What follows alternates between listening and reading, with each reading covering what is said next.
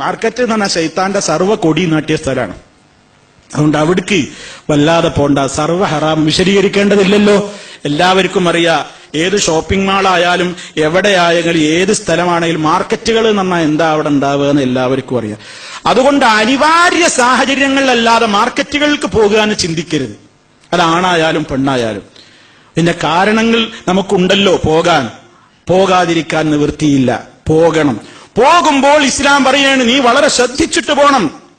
മാത്രമല്ല നീ നിന്റെ മനസ്സിനെ അവിടെ ഏതാ നടക്കുന്ന മില്യൺ കണക്കിന് ഭൗതികമായ കച്ചവടങ്ങളാണ് മാർക്കറ്റിൽ നടക്കുക. ആ മാർക്കറ്റിലേക്ക് കയറുമ്പോഴും മില്യൺ കണക്കിന് പരലോകത്ത് പുണ്യം കിട്ടുന്ന ദിക്റ് മറക്കരുത്.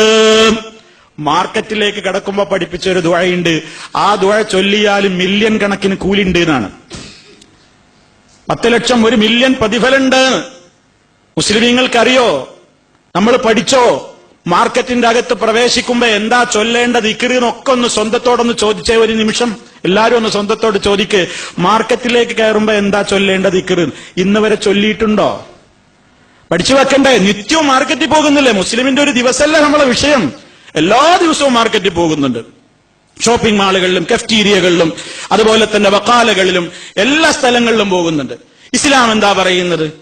നബി സല്ലല്ലാഹു അലൈഹി വസല്ലം പറയുന്നു, മൻ ദഖല സൂഖൻ മിനൽ അസ്വാഖ് فقال لا إله إلا الله وحده لا شريك له له الملك وله الحمد يحيي ويميت وهو حي لا يموت بيده الخير وهو على كل شيء قدير.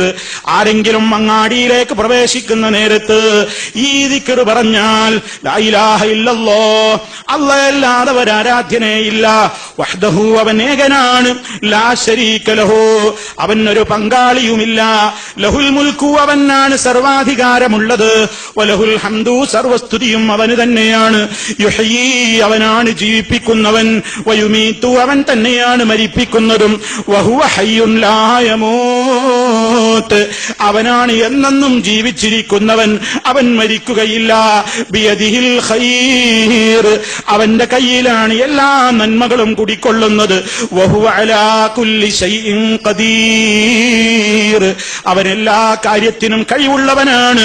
ഈ ദിക്ർ ഒരാൾ പറഞ്ഞാൽ കതബല്ലാഹു ലഹു അൽഫ അൽഫി ഹസനത്തിൻ വമഹാ അൻഹു അൽഫ അൽഫി സയ്യിഅത്തിൻ വറഫഅ ലഹു അൽഫ അൽഫി ദറജത്തിൻ. തിർമിദി, ഇബ്നു മാജ ഒക്കെ റിപ്പോർട്ട് ചെയ്ത് ഇമാം അൽബാനി ഹസനായ ഹദീസുകളുടെ ഗണത്തിൽപ്പെടുത്തിയ ഒരു ഹദീസാണിത്. ആരെങ്കിലും ഈ ദിക്ർ പറഞ്ഞാൽ കതബല്ലാഹു ലഹു അല്ലാഹു അവന് രേഖപ്പെടുത്തുന്നതാണ് അൽഫ അൽഫി ഹസനത്തിൻ 1 മില്യൺ പുണ്യം, 1 മില്യൺ നന്മയുണ്ട്, വമഹാൻഹു അൽഫ അൽഫി സയ്യിഅത്തിൻ 1 മില്യൺ തിന്മകൾ ചെറുദോഷങ്ങൾ അവനിൽ നിന്ന് മായ്ക്കപ്പെടുന്നു.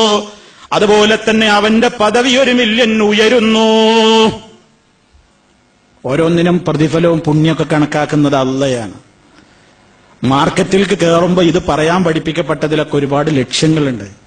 റബ്ബിനെ ഓർത്തിട്ട് കയറുമ്പോ ആ റബ്ബിന് വെറുപ്പുള്ളതൊന്നും ഞാൻ ചെയ്യരുത്, കാണരുത്, കേൾക്കരുത്, അറിയരുത്, പങ്കെടുക്കരുത്. സല്ലല്ലാഹു അലൈഹി വസല്ലം ഇതിന്റെ കൂട്ടത്തിൽ ഓർമ്മിപ്പിച്ചത് കണ്ടോ, വഹുവ ഹയ്യുൻ ലാ യമൂത്ത് അവൻ മരിക്കൂല, അവനെന്നും ഹയാത്തുണ്ട്. എന്റെ ഒപ്പുള്ളവൻ കണ്ടില്ലെങ്കിലും ആര് കണ്ടില്ലെങ്കിലും അള്ള കാണുന്നുണ്ട്, അള്ള കാണുന്നുണ്ട്.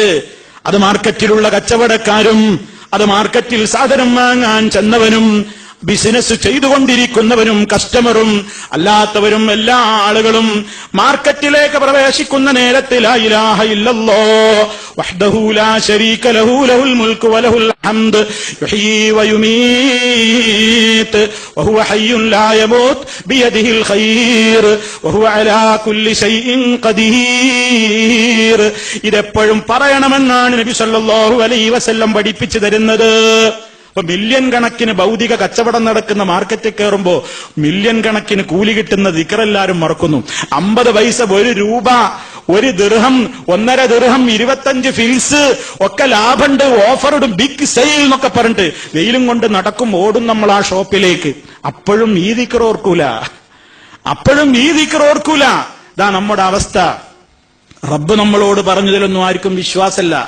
ഷോപ്പിന്റെ ഉടമ ഒരു 50 ഫിൽസ് ഓഫർ പ്രഖ്യാപിച്ചാൽ അതിനുവേണ്ടി നമ്മൾ ക്യൂ നിൽക്കും, തിരക്ക് കൂട്ടും.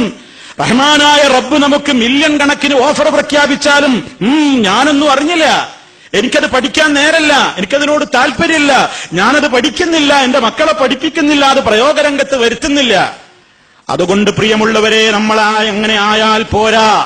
മുസ്ലിമേ, നമ്മുടെ ഓരോ ദിവസവും നമുക്ക് ഏറ്റവും ധന്യമാവണം. അതുകൊണ്ട് മാർക്കറ്റിലേക്ക് പ്രവേശിക്കുമ്പോഴുള്ള ഈ ദിക്റും പറയാൻ മറക്കരുത്.